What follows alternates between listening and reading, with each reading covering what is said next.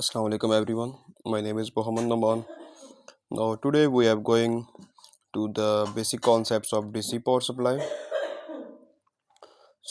सबसे पहले आपको पता होना चाहिए कि डीसी पावर सप्लाई होता क्या है। पावर सप्लाई की अगर सिंपल डेफिनेशन की बात की जाए तो इसकी मैं डेफिनेशन बताता हूँ कि power supply is an electric device that supply electric power to an electric load.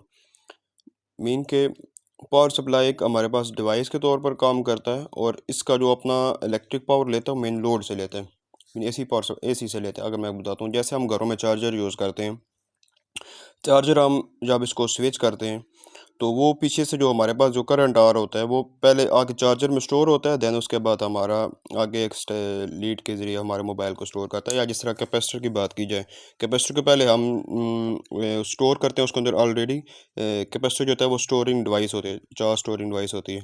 तो इस तरह चार्जर हो गया या कैपेसिटर हो गया, दोनों को सेम लाइक है काम करते हैं। अच्छा, डीसी पावर सप्लाई का जो मेन ऑपरेशन होते हैं वो क्या क्या है। सबसे पहले हमारे पास होता है स्टेप डाउन ट्रांसफार्मर, जो इसका मेन होता है वो तो एसी पावर सप्लाई होता है।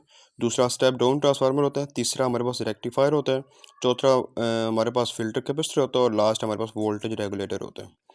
इसका अब मैं बारी बारी सबको डिस्कस करूंगा और ये मैं बताऊंगा कि डीसी पावर सप्लाई कैसे बिहेव करता है। सबसे पहले अगर डायग्राम की बात की जाए तो ये हमने यहाँ से एसी सप्लाई मीन के 220 वोल्ट हमने देना है शुरू से। तो 220 वोल्ट जब हम देंगे उसके बाद हमने आगे स्टेप डाउन ट्रांसफार्मर लगाया हुआ है, ठीक है। मीन के वो जो हमारे पास 220 वोल्ट स्टार्ट से आ रहे हैं वो आके जो ट्रांसफार्मर होगा वो इसको ना ये वाला जो वोल्टेज है इसका ओवरकम इनके इसको कम कर देगा, कम करके आगे इसको रेक्टिफायर में भेज देगा। आगे रेक्टिफायर लगा हुआ है। रेक्टिफायर का क्या काम होता है कि जो एसी से डीसी में कन्वर्जन करता है, ठीक है। इसको हमने पिछले लेक्चर में बहुत डिटेल से डिस्कस किया था कि एसी से डीसी कैसे होता है। इसके दो टाइप्स होते हैं, half wave and full wave.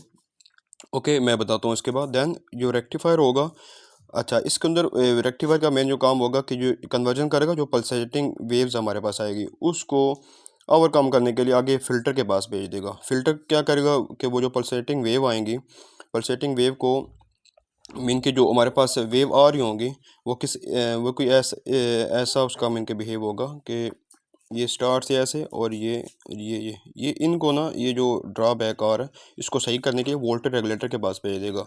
Voltage regulator के पास जब आएंगे तो वोल्टेज रेगुलेटर इसको ना बिल्कुल स्ट्रेट पाथ के तौर पर बिहेव करेगा। मैं इसको बारी बारी आपको बताता हूँ। सबसे पहले मैंने बोला कि एसी पावर सप्लाई जब हम 220 का अप्लाई करते हैं तो हमारे पास कुछ इस तरह की साइन वेव बनती है, ठीक है। एसी पावर सप्लाई में 220 का वोल्टेज हम देते हैं। उसके बाद जो सेकंड स्टेप है वो हमारे पास है step down transformer. Step down transformer इसकी डेफिनेशन की बात की जाए तो is use to reduce the AC main voltage to an इक्विडेंसी स्मॉल वैल्यू, ठीक है। ट्रांसफार्मर का मेन काम होता है कि जो एसी से मेन वोल्टेज आ रही होती हैं उनको स्मॉल कर देते हैं, ठीक है।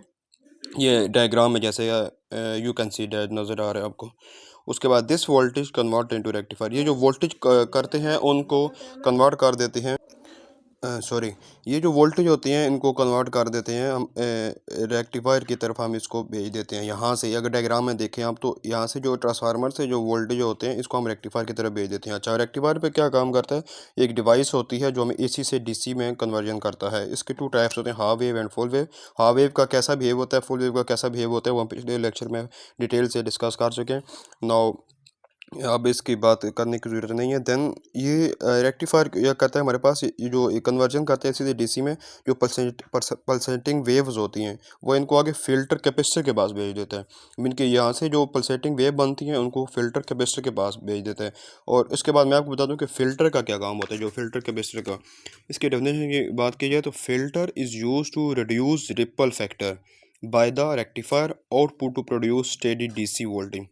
फ़िल्टर जो होता है हमारे पास एक जो पल्सेटिंग वेव जो आगे हमारे पास भेजता है वो जो जो फ़िल्टर होता है हमारे पास रिपल फैक्टर को रिड्यूस करता है। रिपल फैक्टर को रिड्यूस करता है और ये रिड्यूस करके जो हमारे पास रेक्टिफायर से आ रहा होता है उसके आगे हमारे पास कांस्टेंट करंट की तरफ ये बिहेव करता है।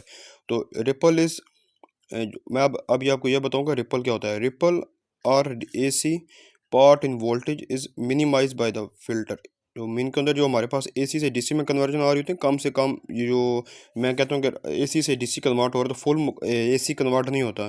तो उस जो छोटा सा हमारे पास जो वोल्टेज रह जाते हैं उसको कन्वर्ट नहीं हो रहा था, उसको कम करने के लिए हमारे पास जो फ़िल्टर यूज़ करते हैं उसको हम ऊपर रिपल कहते हैं, ठीक है।